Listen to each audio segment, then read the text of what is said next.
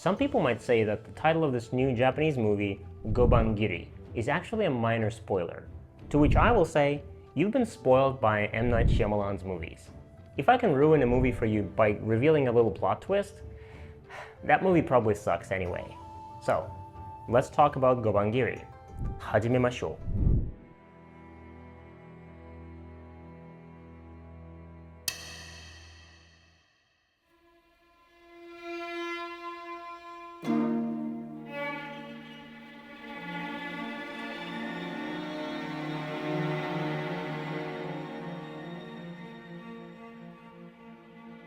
Let's start with a couple of words about the story. Kakunoshin Yanagida, the main character, used to be a treasurer in a powerful clan, but he was forced to leave it and became a ronin under mysterious circumstances. Oh, a ronin is essentially the same as a samurai, but without a master he serves. Now he's living in Edo, present-day Tokyo, accompanied by his beautiful daughter Okinu, and he's barely making ends meet. Until one day, he meets a local businessman, Yorozuya Genbei, and they play a game of Go. And that sets the story in motion. I gotta be honest with you here. If you've seen some Japanese movies, you will hardly find anything revolutionary in Gobangiri. It is sewn and woven out of familiar threads and pieces into this patchwork of Japanese motifs. There is mystery. Well, lots of Japanese movies are shrouded in enigmatic clouds. Take The Hidden Blade by Yoji Yamada, or Cure by Kiyoshi Kurosawa, or The Blood of Wolves from the same director, Kazuya Shiroishi. Going as far back into history as Woman in the Dunes, true classic by Hiroshi Teshigahara, or even Rashomon by Akira Kurosawa himself. In this story we also have a ronin who is skilled at arts. Okay, there are far too many Japanese films about samurai and samurai code, so I'm not going to even list them here. And we have a daughter who doesn't want to get married, not to leave her father behind. Well, filial piety is an important virtue in all of Asian culture, in Japanese culture specifically, and it puts the daughter in a very tricky and conflicting position. Aiming to get married is natural for a girl, but filial piety dictates that she can't leave her father alone. There are a couple of great examples of this in Yasujiro Ozu's work. Tokyo Story is one, probably the most famous one. If you haven't seen any of Yasujiro Ozu's movies, you can start there. Late Spring is another one. There's also revenge and redemption here. Oh, where do I even start on revenge in Japanese cinema? Okay, let's name The 47 Ronin by Kenji Mizoguchi, Harakiri by Masaki Kobayashi, Lady Snowblood by Toshiya Fujita, or maybe even Ichi the Killer and 13 Assassins from Takashi Miike. And then, in this story, there's also the game of Go. But we'll get back to that. This businessman, Yorozuya, who is stingy and mean and who seems to be a villain at first, is a classic Scrooge character, but when he meets Yanagida, the main character, and when they play and they talk, he undergoes a monumental change from every mon is important to me like every drop of my blood, to if Yanagida-sama needed 50 ryo, I would gladly give it to him.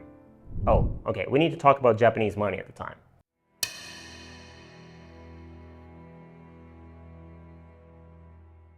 So right now, Japan uses yen, but back in Edo period Japan, they had many types of currencies. The largest one was ryo, which is a gold coin used for large money transactions. And the smallest one, which is a small copper coin, was mon. And 1 ryo was roughly equal to 4,000 mon.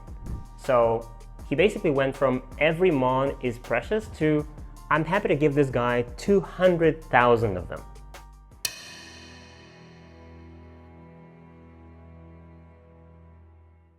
We're all used to the idea that bad qualities like greed, avarice, laziness, or malice can be contagious. But apparently, honesty and righteousness can be contagious too. And there's a great episode in the movie that demonstrates that. So somewhere at the beginning of the movie, the stingy businessman pays Yanagida a visit. He wants to repay the favor and give him a reward of 10 ryo, which we now know is a lot of money at the time. But Yanagida believes that he didn't earn this money, so he doesn't want to take it.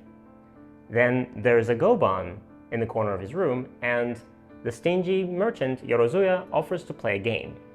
On this condition, if Yorozuya wins, then Yanagida has to accept the money.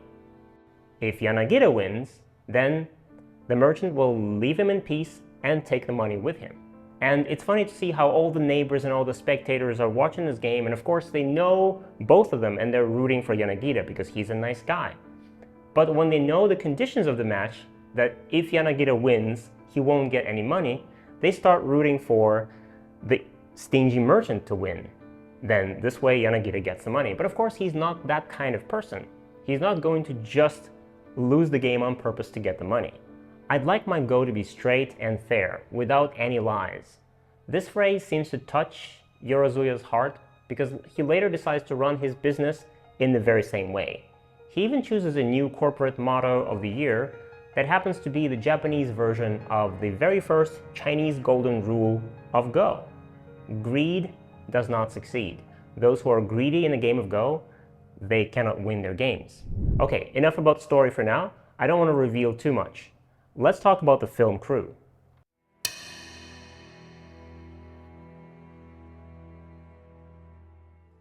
The director, Kazuya Shiraishi, is not very famous, but he seems to have enough experience to put together a serious historical drama.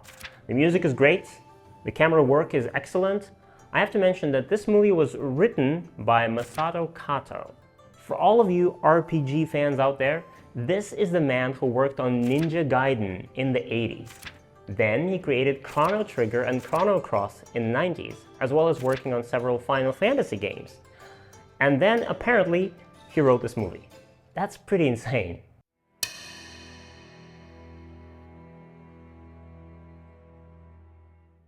And finally, the moment you've all been waiting for. What kind of Go do they play in the movie? If you're a Go player, this movie is going to make you happy. Not only does it have many Go scenes, not only does Go play an essential part in the plot, but the accuracy of game positions is just surprising. They didn't just choose the simple way of, well, the guys are playing a game, there's something on the board, nobody cares what it is, you get the idea.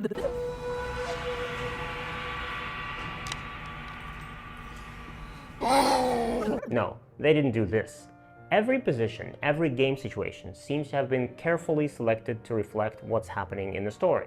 Even the gobans used in the movie look old, and the slate and shell stones look like museum exhibits from the past.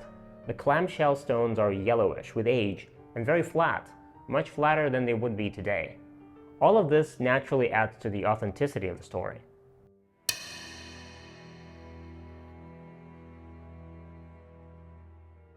And I'm going to show you two interesting game situations that you will see in the movie. The first one happens very early in the movie, when Yanagita-sama is talking to his customer. Oh, did I tell you he makes seals for a living? Okay, have you ever seen a Chinese painting that has a square-shaped mark in the corner? That is the painter's seal that he uses to sign his work. These seals were, and still are, widely used in Japan as well. They're called hanko. Artisans used them to sign their work. They were used to authorize official documents. Sometimes a samurai or a merchant could even have one for personal use. And Yanagita-san is a seal maker. But even at that time, there were probably not too many people who needed those, and that's why he's in a difficult financial situation. So before giving the seal to the lady who ordered it, they're seen playing some Go, and Yanagita shows her a very interesting shape. It's this shape right here, and Yanagita probably means this as an exercise for her. She's white, and she throws in the stone like this.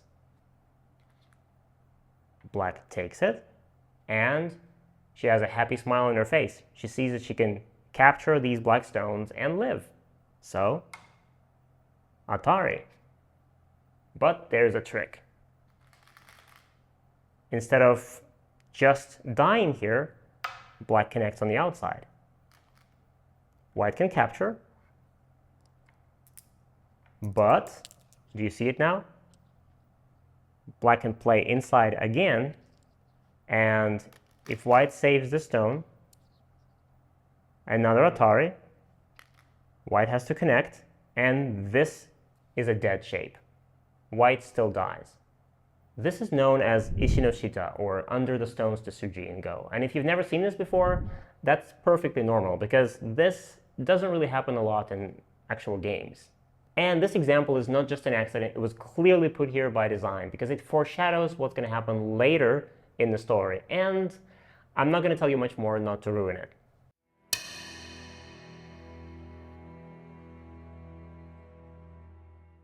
And the second thing I want to show you is the main villain's special trick. Every supervillain, every final boss needs an ultimate weapon, something they do that just destroys everything. This movie is no exception. The main villain has the ultimate weapon on the go board, and it's known as Sun Ren-sei. Sun Ren-sei is this opening here, when black starts with 2 star points, and then follows it up with the third one, 3 star points in a row. This opening was actually invented by none other than Kitani Minoru in the early 20th century when he was experimenting with the new Fuseki with his friend Gosei Gen, and he tried many different things, including this one. But of course, this opening was made popular in the 70s and 80s by Takemi Yamasaki. But wait, all of this is in the 20th century. The movie takes place some 200 years before Kitani Minoru was born. So at that time, this was completely unthinkable. At that time, everybody just played 3-4. But the main villain doesn't just stop here. He plays Sun Ren-sei as white. So in Edo period Japan, Sun Ren-sei as white could be equivalent to, Magneto controlling iron. In a flashback, the 2 characters are seen playing this game, and I'm going to show it to you. So Yanagita starts with a very standard 3-4, star point. Another one. Black takes the corner, Sun Ren-sei. Another corner. Well, now it's Yon Ren-sei, 4 stars in a row. How cool is that? Black approaches and invades the corner. White goes for the big Moyo.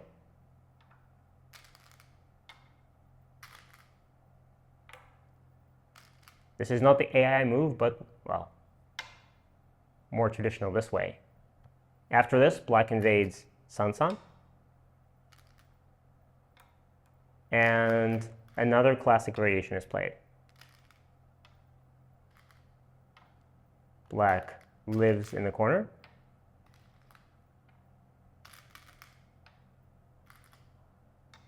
Hane.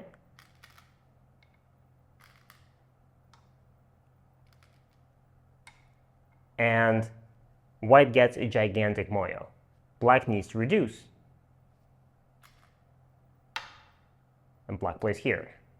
And can you guess where white plays next? In a very super boss style, white plays Tengen to attack this stone. How badass is this position for white?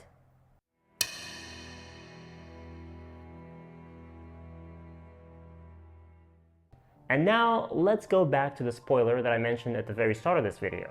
If you're a Go player, then the name Gobangiri means something to you. Goban is the board for the game of Go, and Giri is the voiced version of Kiri, which is cut, the same as in Harakiri. So it's a cut Goban. So now you know that this is going to happen at some point in the movie. But this doesn't spoil anything. It sets up an exciting anticipation, a foreshadowing. Now you're wondering who, when, how is this going to happen? Who will cut the Goban? You won't know the answer to this question until you watch the movie, I'm afraid. So now to sum it up, if you're well versed in Japanese cinema and you don't really care about the game of Go, then I don't think that Gobangiri is for you. You probably won't find anything new in there. But if you're a Go player, you should definitely give this movie a try. I mean, how many movies do we have that are centered around the game of Go? That's my point exactly. And if you want to see more videos like this one, then smash the like button, hit subscribe, and I'll see you guys next time. This is Go Magic.